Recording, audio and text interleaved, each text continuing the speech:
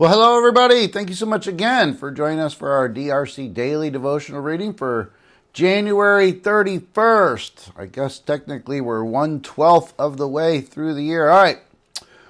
2 Corinthians 3:17 says, "Wherever the Spirit of the Lord is, there is freedom." One of the most beautiful byproducts of the presence of the Lord is freedom. The reason it's so beautiful is that so many people have been enslaved. All of us start out in that condition as captives of a fallen world and the sin that plagues us. But many of us continue in that condition as believers. Why? Because we address our former captivity with relentless attempts at developing new behavior patterns. New behavior is part of the gospel, of course, but not as the result of religious system or even biblical principles to which we try to conform. External constraints can never free us from sin. They can only clean up our appearance. Real freedom comes when we are transformed from within, actually experience a new nature, and then act naturally, which is the new you. Many Christians don't experience freedom because they don't know what kind of freedom the Spirit gives.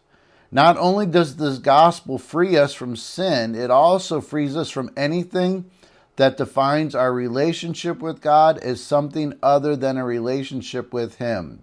I'm going to read that again later on.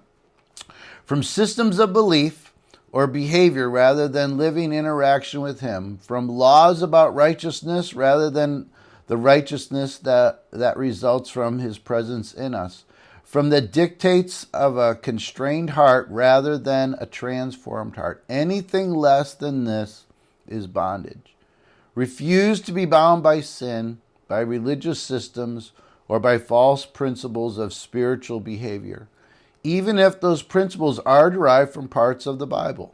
The Bible tells us what a new creation looks like, but it also tells us that the only way to become new is by God's supernatural power working within us, not by standards imposed from outside of us.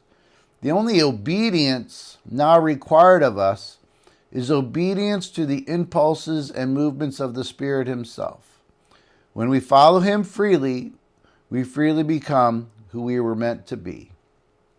I did underline a few parts earlier. We address our former captivity with relentless attempts at developing new behavior patterns.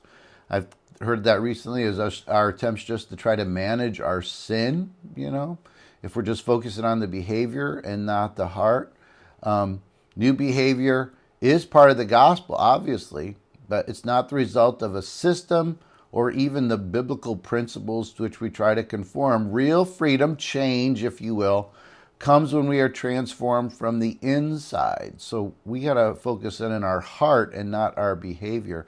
Not only does the gospel free us from sin, it also frees us from anything that defines our relationship with God as something other than a relationship with Him. I think that might have been my favorite line. We have a relationship with God, not a religious system, not a